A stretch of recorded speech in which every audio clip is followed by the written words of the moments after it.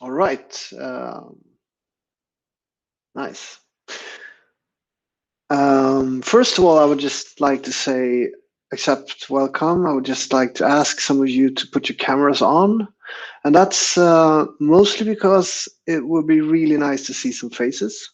Um, um, I'm gonna get quite personal in this presentation, and there's a risk of me losing faith in that what I'm about to talk about will not make you reject me or disapprove of what I'm talking about. So if some of you could just come into this room with your camera and acknowledge that you hear me, I would really, right? Yeah. So any movement and any like nodding is really encouraged, because then I'll feel that someone's with me. Thank you so much. So the title of this was Overcoming My Struggles and Improving Mental Health with Mindfulness. And I hope I won't disappoint you too much with saying that I don't know how much mindfulness I will be talking about, because most of the things that I will talk about is my personal journey and what got me to where I am today.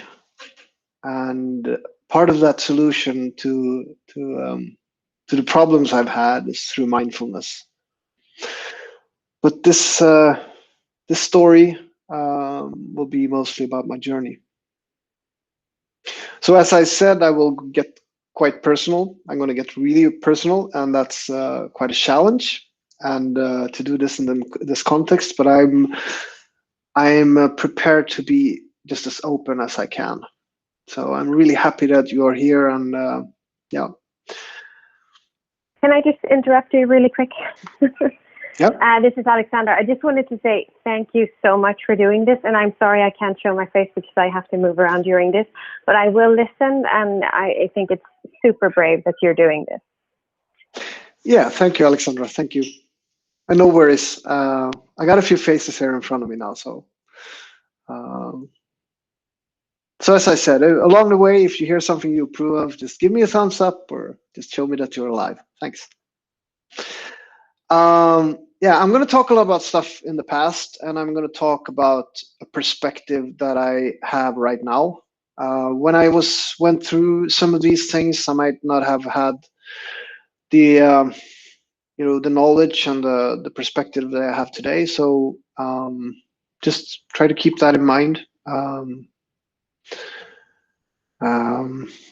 I made a lot of soul surgery along the way, and I'm not the same person as I used to be.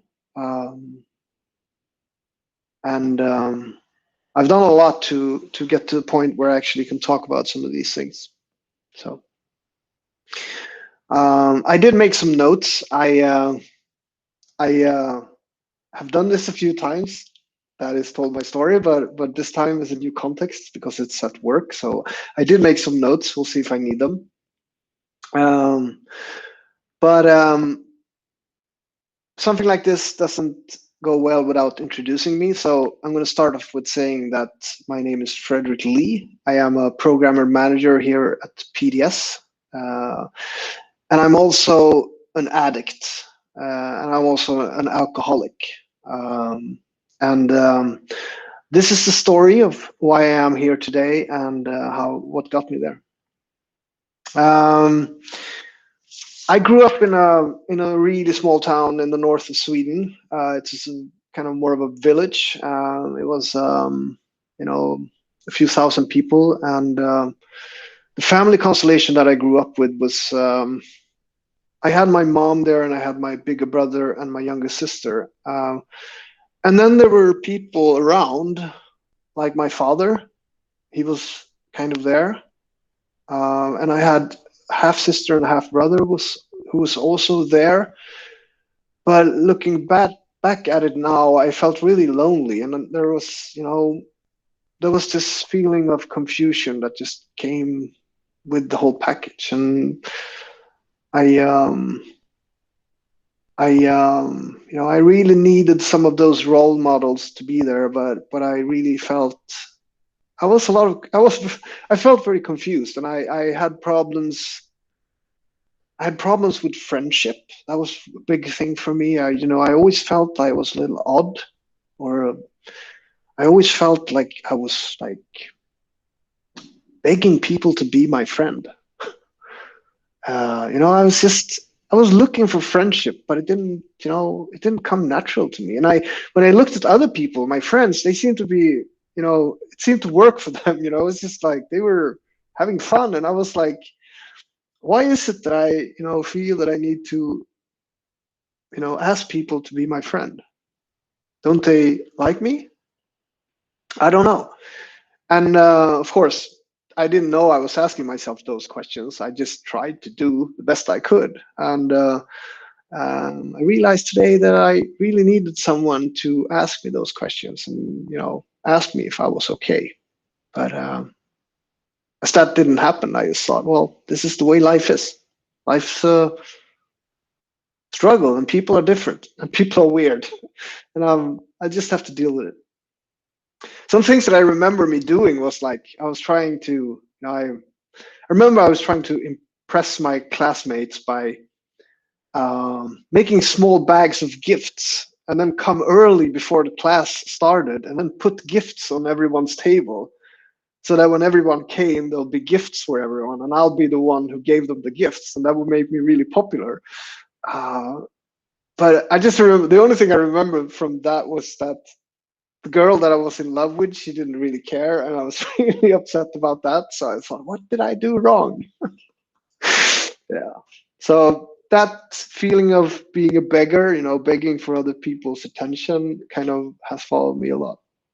Um, Another memory I had, that I had a party and no one came, and I know that it was because my birthday was always in the summer and everybody was, off on holiday, but no one was there to explain to me that that's what happened. So it was really hard for me to figure that out. And it really took a toll on my self-esteem, and I never dealt with it. Um, when my mom and dad split up when I was 15, we moved to the south of Sweden, and that was a really big thing. I was 14, and I was just starting eighth grade, and I was kind of in a state where it started to go well in me in school. I had an easy time reading, and I was always good with math, but that move from the north of Sweden to the way south to a small village in the south really made me, I wasn't prepared for the situation I came to, where I all of a sudden needed to really kind of prove myself. Who am I? Who is this guy from the north? He has a weird accent. We've never met anyone like that. Who is he? And I realize now that people were kind of very curious of who I was, but there were always these three or four people who were kind of, taking advantage of the situation, and trying to bully me and put me down because I was different. And somehow those are the people that I wanted to impress. I never saw the people who were actually showing me love or showing me interest. I just tried to do the things that the people who pushed me down were trying to do. So, being bullied, I also tried to bully. And, it was a chaotic time. And it took me a few years before I kind of realized that there was actually another way to do this. And I started investing time in my studies again. I was starting to get better at school, and I realized that, yeah, maybe I should try to hang out with the nice guys. So that made it all better. And a few years there, I was really feeling good about myself. I went to school and did all the good stuff, and yeah, life was really playing along. It was nice. And I had acquired a lot of friends then when I graduated from high school, and we took a decision. We went to America, and it was like we bought a one-way ticket to LA. Three of us. We were gonna do the beaches. We were gonna hang out in LA. We were gonna do America. We were just like, the Swedish pioneers who everyone was impressed of, and it was just really fun. And I really loved it in California, and we were having a great time. And it was kind of the first time that I really understood how, people were smoking weed and they were doing other drugs. But coming from Sweden, from a small village, it was always like, no drugs. It's like, that's that's really weird. People do drugs. But at the same time, I was curious, and I sat by the pier in Santa Monica, and somebody had sold us some weed, and we smoked a little, and we got crazy, and yeah, it was fun at the time, and I thought it gave me some kind of thing that I was missing. It was trying to find a way to be the person that I really wanted to be. Like when I did a line of coke, I got to be this like super happy, talkative person who like went around the bar and talked to exactly everyone, and I could do that for hours, and I could drink, but I didn't get drunk. I just got happy, and we started going to raves. We took some pills. It was the California, the love era, where just everybody was holding hands, and it was like such a feeling of togetherness. And I thought, wow, I really hit home now. Oh, well, I just wish people knew. Wow, there's you know, and I never thought about, why am I not able to give myself this when I'm not using? Why am I not, able to give myself togetherness or feeling of completeness or courage or hope or happiness when I'm at a cafe talking to friends?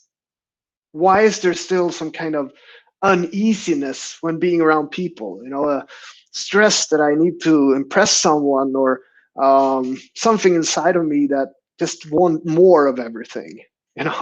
Another girlfriend, or a girlfriend for that matter, or another whatever, money, car, I don't know.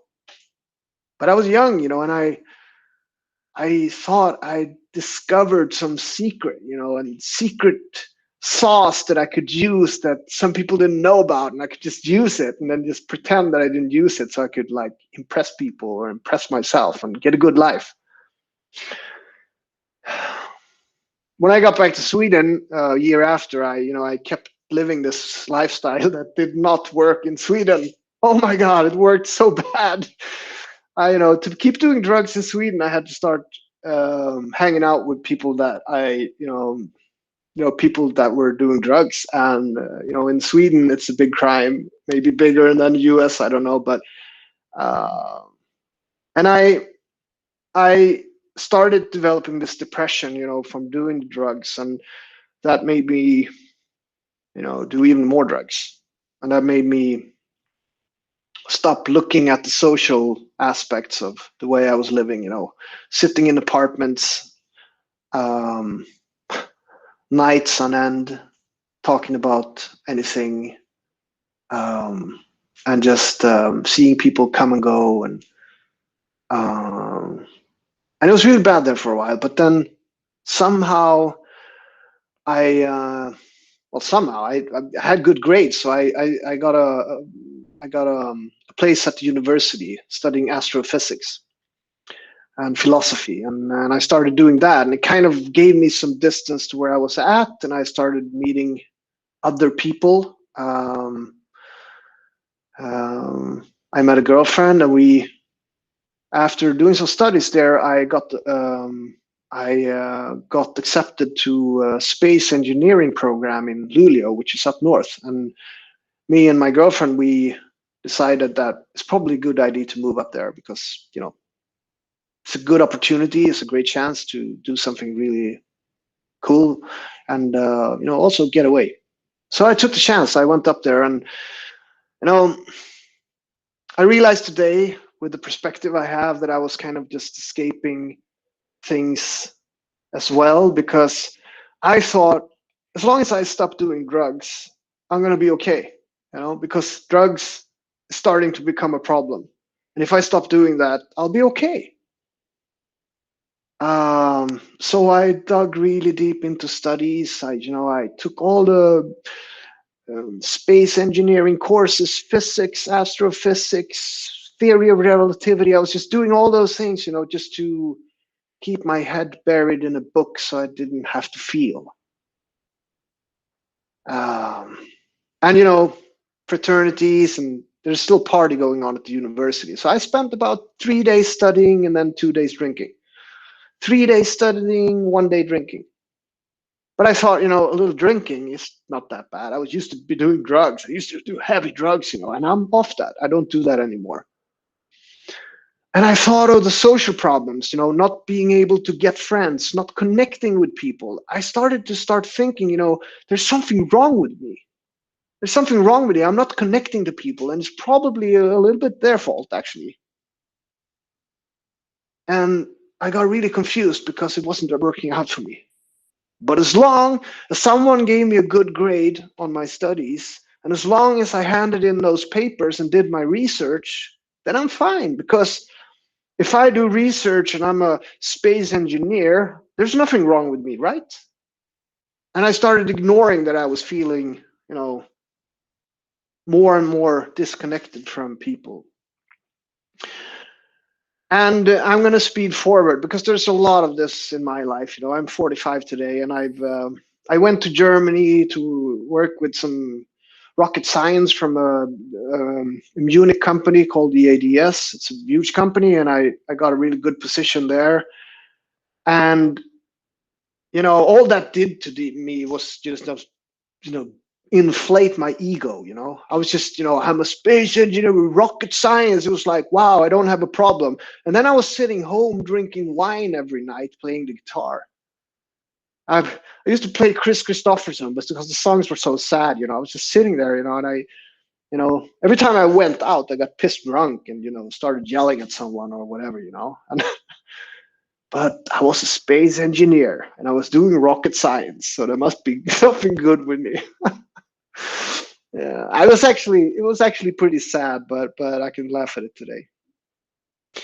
Um, I went back to Stockholm in 2005, and the space business is not that big in Sweden. And I started working in Kista as a computer scientist. And it was kind of a different story, but the same thing. I had my sister and my brother who also lived in Stockholm. So I started to build my life here.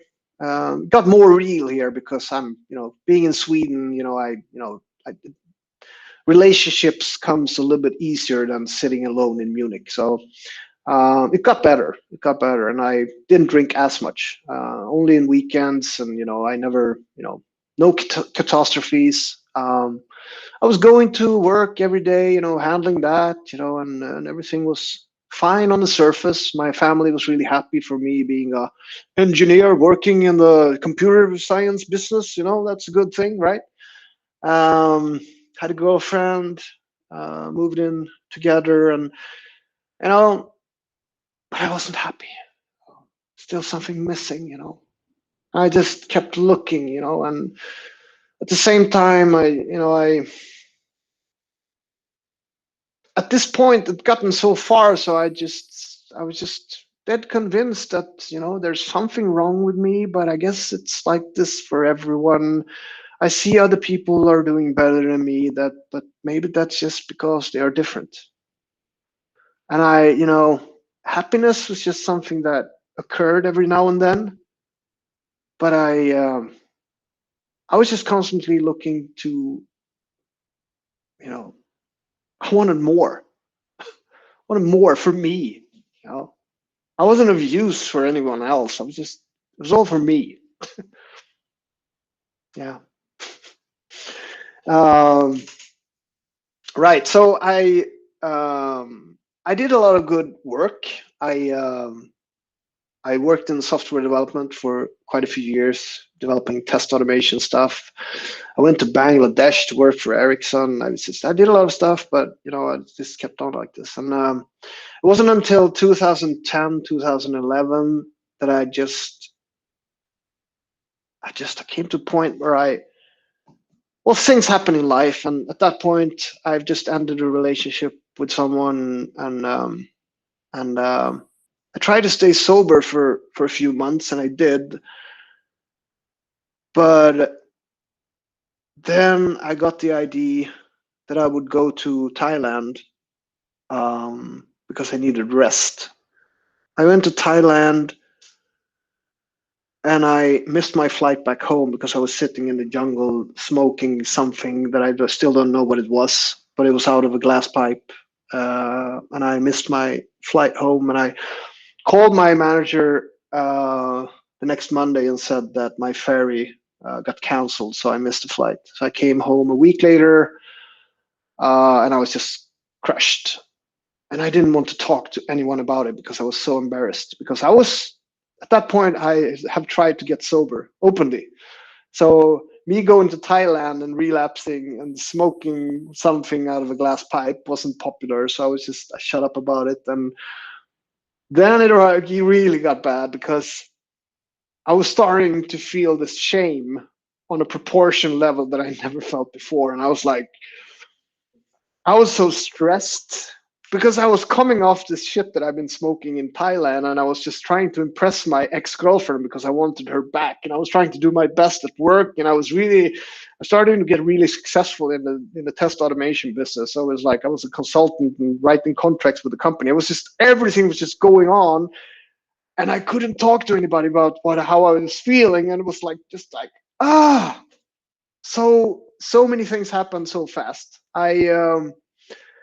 I just kept going, and it was very fast. I started doing cocaine, found someone who, and I quit my job because I was starting my own business. But then I realized, well, I can just wait a few weeks to settle everything down. And I kept doing the coke, so that company never got started. So I just ended up in this loop of doing cocaine, staying at home and staying awake for weeks on end. And I remember like after 1.5 months, it was like I'd been awake, spending like 5,000-6,000 SEK every day on cocaine, and the money I got was from the apartment that I sold. That I thought I needed to move because change of situations would help me, and I had all that money, but I spent it on these things for the first few months, and I remember after like 2 months, I fell asleep and I slept for 2 days, and then I woke up in my bed, and it was like,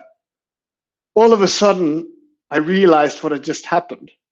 I could just clearly see, like, and I was like, whoa, my God, what has happened? I was just staggered out in the apartment. I was just pulling things down on the floor, stepping on glass, and it was just swirling all the reality that what the fuck was going on. And I called an ambulance, and they told me, no, you need to call a taxi. And I called a taxi, and I went into the emergency room. But then on the way to the emergency room in the taxi, I just realized maybe I'm just exaggerating all this. Maybe I should call my dealer and get another 5 grams of coke. That's a good idea. So I picked up the phone and called him, and then the solution was there. See, doing drugs and drinking alcohol was my solution. It was, in the end, a solution to all problems that I've had. And I tricked my brain to thinking that it was a good solution. And I just kept going. My money ran out, so I thought emergency solution could be just to contact the bank over the internet and get a loan. I had a good salary, so that wasn't a problem. Took another loan, worked on trying to sort things out, took another loan, kept going, starting to ignore the bills that were showing up in the mail. People were coming in and out of the apartment, having parties, going to raves, inviting everyone to my house. Yeah, it just kept going, and the lie that I lived in was just getting bigger and bigger, and the problems was just being easier and easier to ignore. And I was starting to get notice from my landlord. They wanted me out, and I figured out or heard from someone that if you don't answer to the notice, they can't kick you out because it's Swedish law. So I just kept away. I stayed. I locked the apartment and put curtains in the windows, put sheets on top of the curtains so nobody could peek inside and see that I was actually there. Lifted off some of the doors to put in front of the sheets, in front of the curtains, just to really make sure that no one's watching, because when you do coke, you get very paranoid. Spending 1 hour to look in the peek hole just to see that no one's out there in the hallway watching. I was just getting crazy. And yeah, after a while, another weird thing happened. Somehow, some way, there was a fire in my apartment when I was out. So when I came home, the fire department has been there, taken and broken up the door to my apartment and taken out the fire. And it's just, I contact the social services because in one moment of clarity, I just realized that I need some help, and they put me in a halfway house. I lost my apartment. And then I thought I was going to get help, but there was no treatment center for me because the money is not there. And not to blame on them, it's my responsibility, but that's just the reality. And I just kept going. I couldn't stay sober in the halfway house, so they had to kick me out after some time. I walked around the streets. I've just started going to homeless shelters. Thought it was I'll just do this now. It's really embarrassing and it's really screwed up, but yeah. And I met more people there. Kept doing drugs, just kept going, and I just stopped feeling. I couldn't handle it. It was just over, and I kept living like that for almost a year. I was just living on the streets, walking at night on the streets, trying to find something to take, and just. I remember a peak moment was New Year's Eve, 2011, 12. I was so excited because it was New Year's Eve and I had exited the homeless shelter. Because if you stay in a homeless shelter, you come in at 7 and then you have to stay the whole night. If you go out during the night, you can't come back in, because it's a homeless shelter. It's not a hotel. So at that time I thought, oh yeah, it's New Year's Eve, But I didn't have any friends. I didn't have anyone. I didn't have any contact with my family. So I just went out, and I thought, it's New Year's Eve, right? And then I was up in Tantolunden, and so many people there drinking champagne. And what they did was that when they drank the champagne, they put the bottles in the snow, and then they, walked away. I was like, hey, there's so much champagne here. So I was just so happy going around drinking champagne. And then after 20 minutes, everybody was gone. And I was there. I was wet. It was one of those wet winters, when it's just dripping everywhere. And I was there with my bottle, and I was just realized who I was and where I was at. It was like, wow.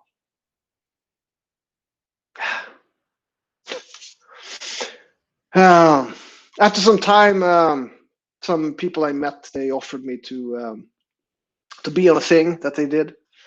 They had good drugs, so they gave me some drugs, and then they just asked me to take my picture and make a fake ID, and they would come and pick me up a few days later to bring me to a shop where I could buy some stuff on the credit card with the fake ID. And it was very bad. It was of course it's something that I regret, but at the point I had no mental power to resist them convincing me. And somehow, by God's grace, a few months later, I was actually caught by the police with one of those fake IDs on me, which made the police connect me with those crimes. So another few months later, I woke up in a apartment hallway. I don't know what you call it.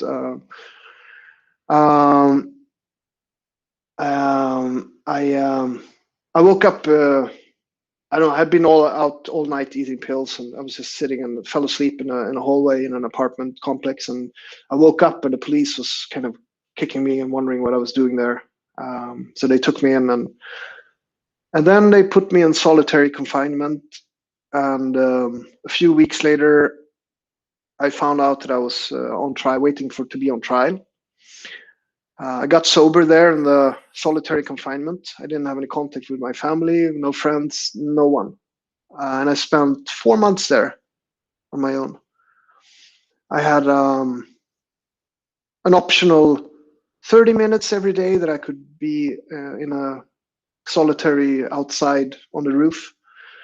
But other than that, I had contact with no one else but the guards who came there and gave me food.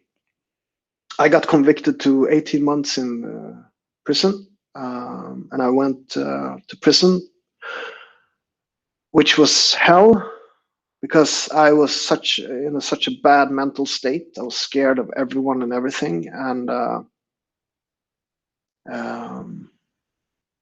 yeah, it was bad. And I met a lot of interesting people in prison, for sure, but it wasn't the kind of conversation that you want to have.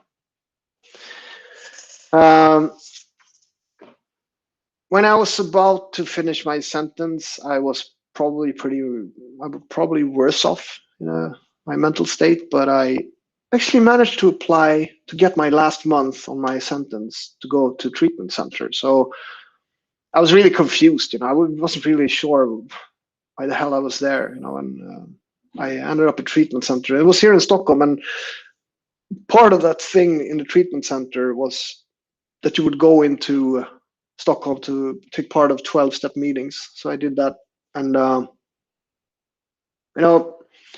in my heart, I'd given up. I was crazy. I was paranoid. I didn't have any friends. I didn't have any money. I didn't have anything. But somewhere in my heart, there was still a fire. And I get emotional when I think about that now, because all through this time and everything that has happened, there's been a fire who's just not stopped burning. And thinking of that still gives me so much hope, because I know that the things that are happening in my life after that has just been small twinkles of compared to how it was like back then. So I managed to meet some people who have gotten sober and stayed sober for a long time, and from the stories they told me, I understood that they kind of understood where I was coming from, and that gave me some hope. That gave me some hope that it was actually possible to live happy, because I never understood what the problem is. Today I understand that I'm an addict and I need to take care of my soul sickness, if you want to call it that, my mental state and my soul. I need to take care of myself, and if I don't do that, I don't, if I do that, I can actually be happy as well. I took the 12 step of recovery, which is it's an old book from 1935 called Alcoholics Anonymous, which is a kind of a fellowship, non-profit fellowship that organizes 12 steps meeting. And part of being in that fellowship called Cocaine Anonymous is big part of that is getting engaged and working with yourself in the 12 step with a sponsor, someone who has done these 12 steps themselves, and also to help others. And that's been a big part of my life for the 6 years that I've been sober now.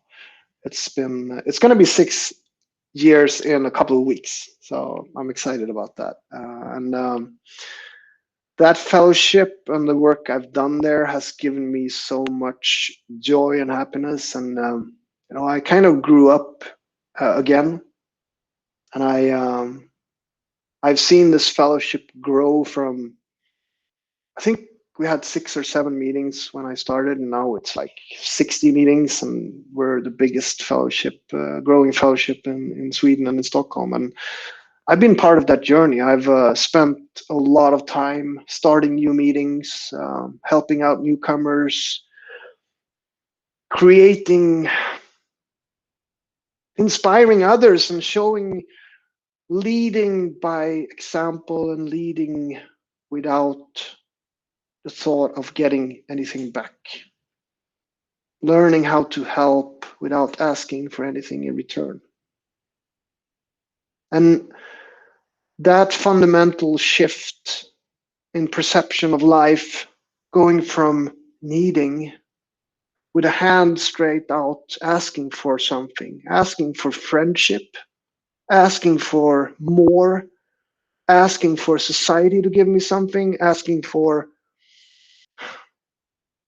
a father who was never there, asking him for something and never gotten it.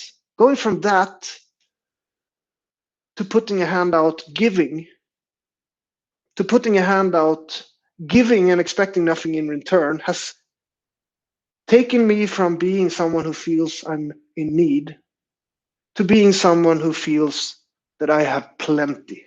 I have plenty in my life today. I have so much. I have more than I can. I have more friends than I can ask for. I have more. I have so much more. I have more time than I ever could ask for. And I don't even have time to do the things I can do. And it's just, it's a shift of reality, and it's a shift of that's changed everything. I'm 45 and I've just started. And I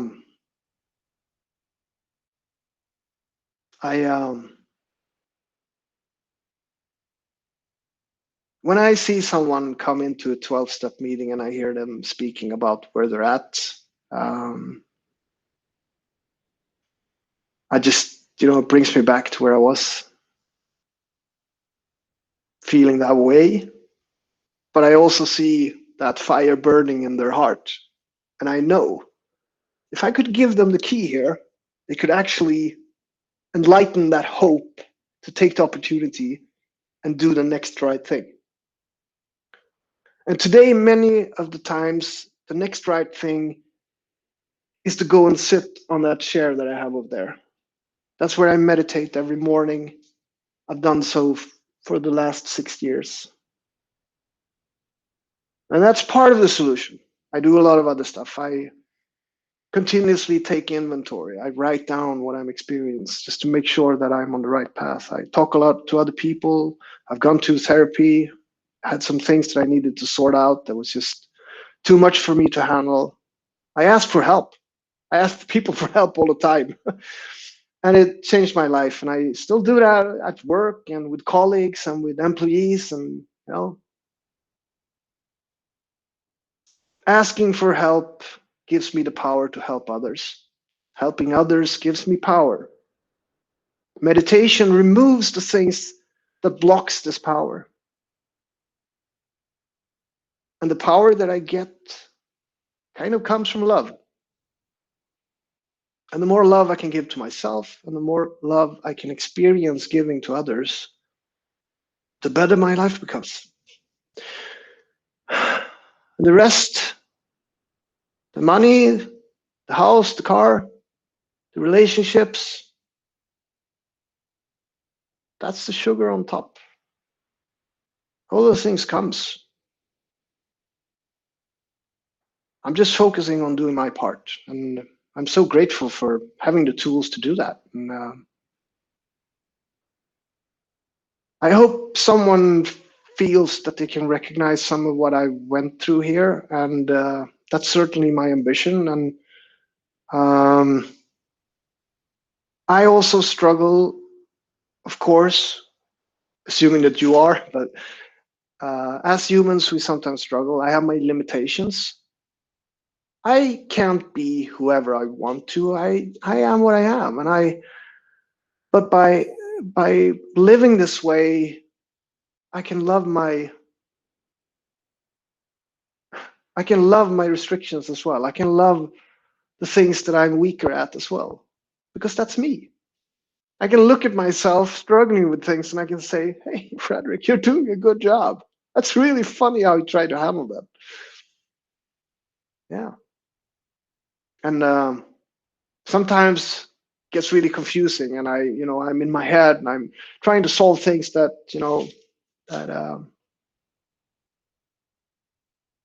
I'm just looking for problems sometimes. Maybe sometimes there isn't even a problem, and that makes me think too much. But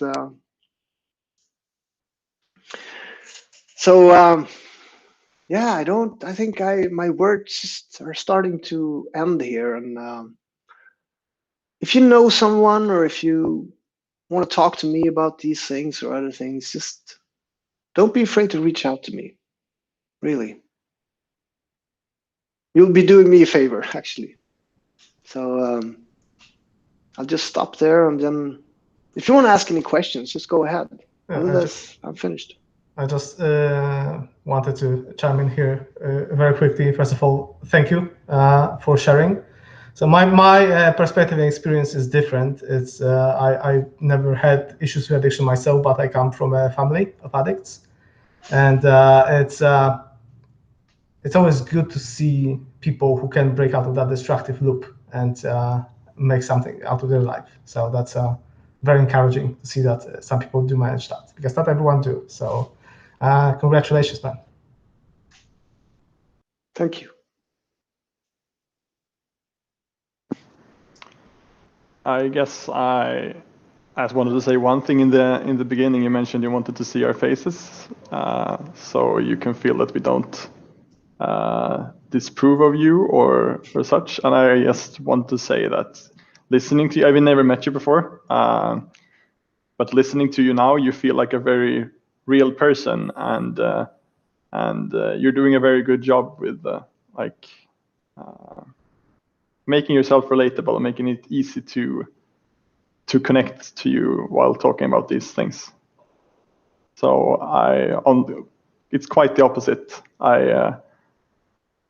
It makes you seem like a really real and awesome person for going through all of this and being able to think about and share your thoughts about your experiences. Thank you, Daniel. Thank you. Actually, I have a question. If no one else has anything they want to ask, I can imagine that going through all of this and processing everything after the fact it should evoke quite a lot of emotions. You just don't feel that you have to answer. This may be too on a level you don't want to talk about. So I don't want to pressure you or anything. But how do you handle all those emotions? Don't you get angry at yourself? Don't you feel that life has been unfair to you? A lot of those feelings are something that I struggle with, and I just wanted to know how have you coped with it? How have you processed it? How do you get past it? So the question is, if I just interpret it first, so that we understand each other. The question is you imagine that going through this and then ending up in the situation I am now, I would presumably then still, from time to time, feel feelings of that I've disappointed myself, or that I have regrets, or those kind of feelings. And how do I deal with them now? Is that the question, or? Yes, both now and while sort of transitioning from this destructive cycle into a more constructive way of living. Right. Yeah. Good question. And I think of course, we can't give an answer for all emotions. And I think the emotions that we're talking about are very, very general for everyone. Speaking on a general level, I think we are inclined and patterned in our thoughts to think certain ways. We are habitual also in our thoughts. So if we have a lot of self-criticism or a lot of regrets, whelming in those will just create more of those exact patterns. So it almost becomes like we're used to thinking in a certain way, right? And to change that can be very tricky, because trying to reject the thoughts will enforce them, and we will actually think more of them if we try to put them away. So we need to be smarter and more skillful when we try to change our approach to life. And for me, it's a lot about actions. It's a lot about proving to yourself through your actions that you actually deserve something better. So, for example, when you mentioned feeling sorry for yourself, one very efficient tool that I use is that I write a list with things that I'm grateful for. That's a very effective thing. It's an action. You sit down with a piece of paper and you write 10 things that you are grateful for every evening before you go to bed. Thought patterns to start noticing what you actually have instead of. That's an example. There are other examples to deal with different emotions. So I recognize what you're describing with the habitual thought patterns that we have, and I've certainly struggled a lot with them. I've been forced to deal with them because I have a death-threatening state that I need to get rid of. But I think the tools that I've learned comes in handy for anyone because I'm not unique in that way. Thank you. Yeah. Hi, Frederick. Thanks. Hi. Thanks first. Powerful presentation. You mentioned meditation being like it's something you do every morning.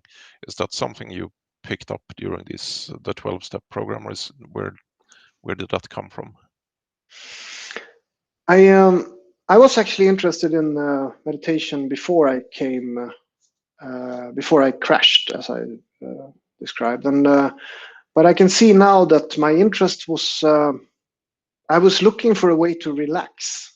I didn't know what I wanted it for, and I spent a lot of time thinking about the form. And what I mean with that is I spent a lot of time thinking about how it looks to meditate. I used it almost as an ego boost. I used it as a confirmation that I was working with personal development. I'm not so sure that I'm being accurate. I'm trying to find a way to express this. But in a way, maybe the easy answer is just yes, I did meditation before. But I can also see that there's a difference. This time I have accepted that I don't know what meditation is. I have more of a beginner's mind today, or I try to. I am not expecting to learn meditation.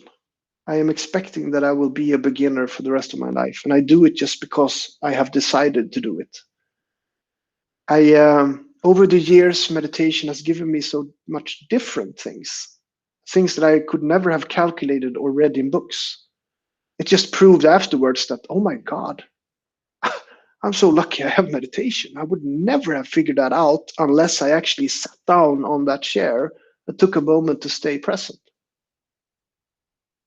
And other times it's been more of a, wow, I really need to meditate now because I have a lot of emotions. And that's also a way to use the tool. I answered in a bigger scope than your question was. I hope that was that's okay. Great. That's great. Thanks. Yeah.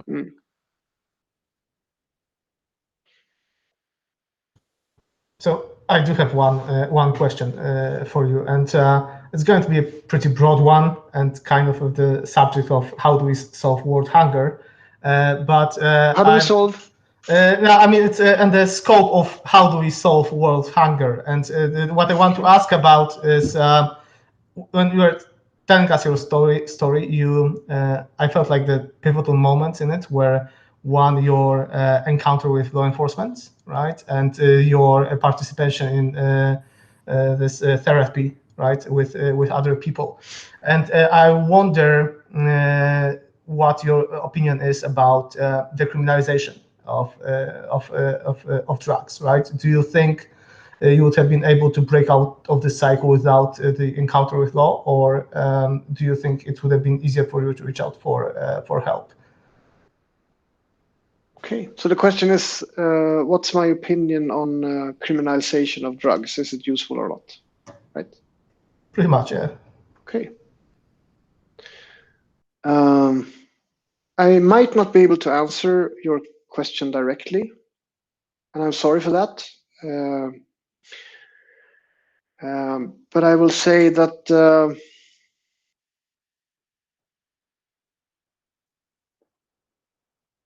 being addicted to a substance of chemical nature is per definition stronger.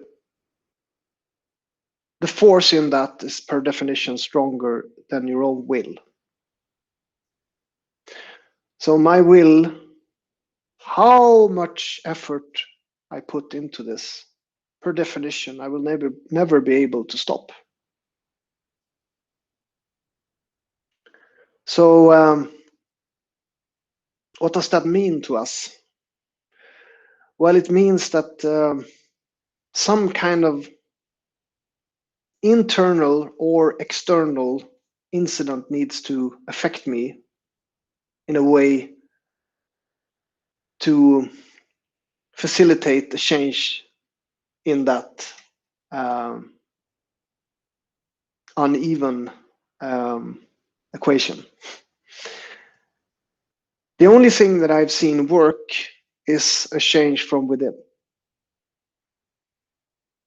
And for me, and for many others that I've seen, a realization that I was totally unable to fix this problem myself, and that the problem lies within me, made me realize that I was screwed. That there was no way anything on the outside, therapy, criminal justice system, prison, treatment center, was nothing no one would ever be able to do or say or make me do that could change that fact. And with that realization, my attitude towards the problem became that of a man drowning with only a straw to hold on to. And out of that fear and desperation, I transformed from a person who was trying to shy away from the problem and pretend it wasn't there to a person who actually got down on my knees begging for someone to give me at least some hope. And that was a powerful thing, and I don't know exactly all the components in that thing, but I know it has happened to me, and I've seen it happen, and I've guided others through that transition. And I know some tools how to get you through that, but I don't have any clear answer. I don't know why that is, and I don't know if there are any other tools. But that's the only thing I've seen work. So even though I might not answer your question, because I don't really have an opinion, I can tell you what I've seen work, and that's what I can give you. Yeah, thank you. That was very insightful. Okay, thank you.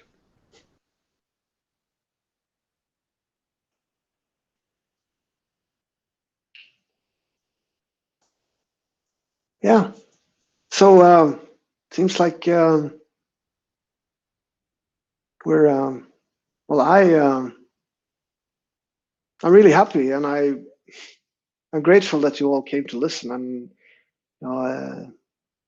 I was really afraid that I wasn't gonna connect with you all, but I really felt that I did, and I really want to thank you for giving me this opportunity. And as I said, if you have any questions or anything, just reach out to me. I'm here. Have a nice weekend, everyone. Thanks again for doing this. Fredrik. Thank you, Bye-bye. Fredrik. Thank Bye. you, Fredrik. Thank you so Bye-bye. much, Fredrik. Thank you so much. Bye-bye. Bye. Thank you.